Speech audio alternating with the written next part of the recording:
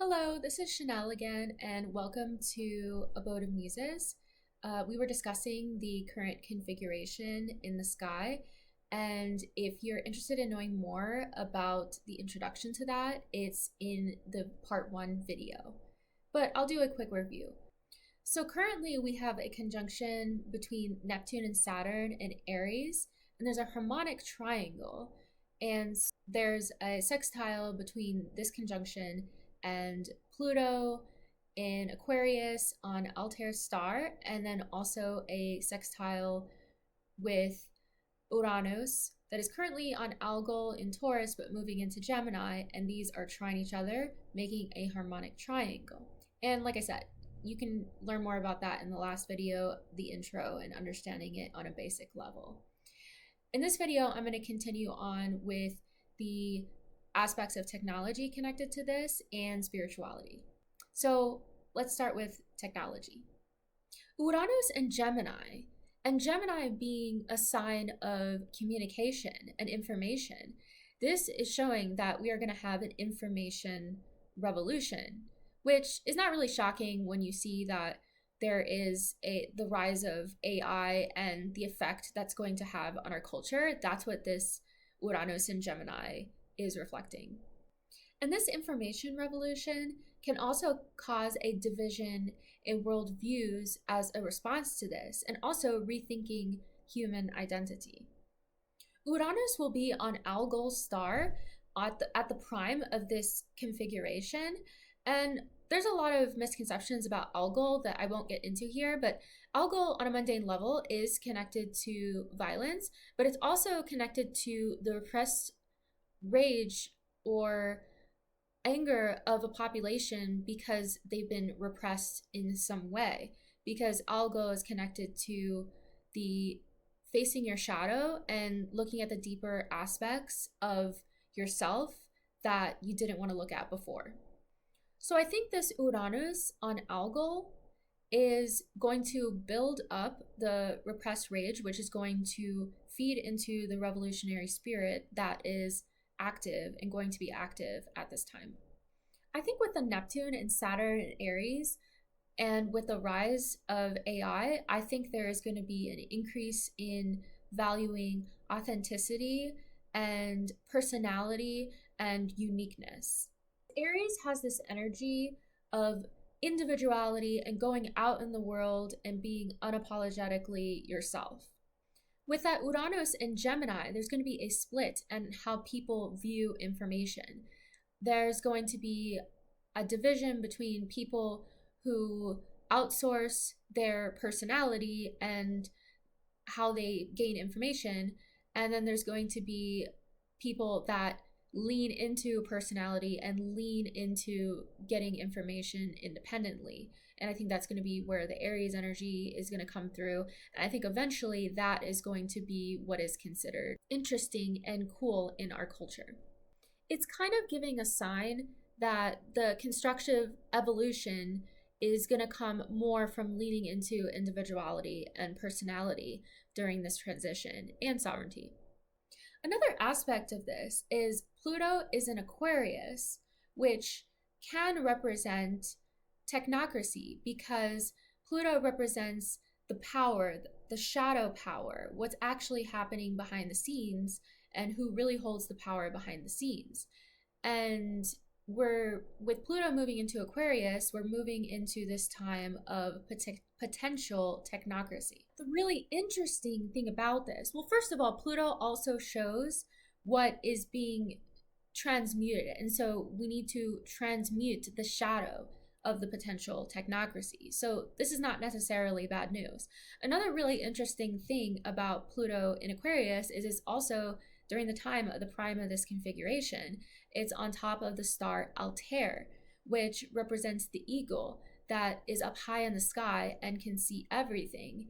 And Altair itself is the eagle eye. And the question is, who is the eagle seeing from above? And this can be interpreted in two different ways.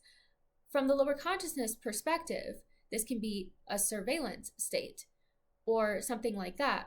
But from a higher consciousness perspective, we can have the population seeing the shadow of the civilization and seeing who really holds the power and the shadow government behind the scenes. And so this can also be a sign of an awakening process or revealing of those power structures and what is happening behind the scenes. So you could say disclosure in some way is a potential. And I'm presenting the lower octave and the higher octave because both of these potentials can happen depending on the consciousness of the people, and also they can be happening at the same time, which is kind of what's happening now. And additionally, the last thing under technology is that there's going to be some confusion, because with the Neptune and Saturn conjunction, there can be some confusion of what is coming into form. And I think with this AI, and we're starting to see this, that there's some confusion of what's real and what's not real. And Neptune can bring that confusion. Now looking from a spiritual perspective. And so when we look at this configuration, so we have Neptune, Saturn conjunction in Aries, and sextile to Uranus on Algol in Taurus, but moving into Gemini. And then we have the Pluto in Aquarius on Altair. This brings a very interesting situation, and like I said, a potential for suppression of the collective, but then also a mass awakening at the same time.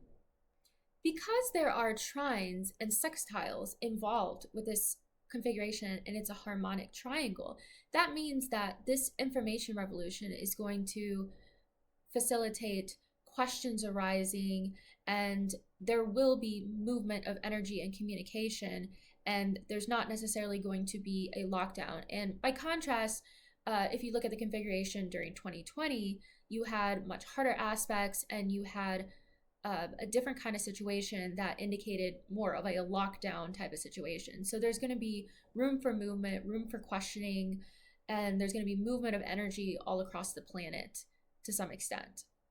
I think on the individual level, people will have enough of the suppression of expression that comes with the current systems that we have right now and that have been going on for a very long time. There will be a spiritual birth and a rebirth of ideologies.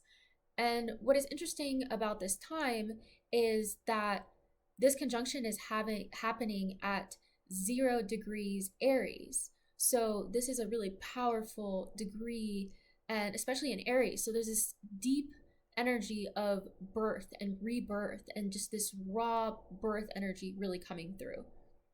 And I think this is a reflection of the birth of consciousness at this time. And I think this is connected to the concept of New Earth. And there's a lot of variations of what people think that is out there, but it is something that is being psychically picked up by a lot of different people on the planet. And so that is reflective of this spiritual awakening. And I think it's quite unique that it's at 0 degrees Aries, which just puts an extra emphasis on the rebirth of consciousness during this time. Symbolically, we can also see this and interpret it as Neptune connected to spirituality could be represented as the 5D consciousness, and Saturn is connected to the 3D consciousness and what is predictable, our karma, etc. So Saturn, the 3D, is merging conjunction with Neptune connected to 5D consciousness. So this is the experience of the 3D being rewritten, or we can see there's a window into the 5D consciousness during this time. And a lot of people that are very spiritual are feeling this energy pretty strongly. When we look at this configuration, it's more Saturn dominant, so there's going to be a bit more disillusionment and this kind of recessionary and pessimistic feeling. And because Saturn is more dominant than Jupiter, so we don't have that really positive feeling about the future like in the 1950s, which is more of a Jupiter dominant era. We're more in a Saturn dominant era. So even with this spiritual transformation and movements and changes that we're having right now, we are going to feel that these spiritual transformations are heavy and slow, and they will have a Saturnian flavor to it. Now I'm going to stop this video and we're going to continue the third part next time. If you're interested in this video, then like this video and subscribe to my channel. I'm a polymath, and this channel explores the different esoteric aspects of ourselves and our reality through the lens of different topics. I help people to self-actualize and embody the best and highest version of themselves. So if you're interested in my astrological readings or any of the other services, my website is in the description below and also on the YouTube channel. Thank you for watching, and continue with me into part 3.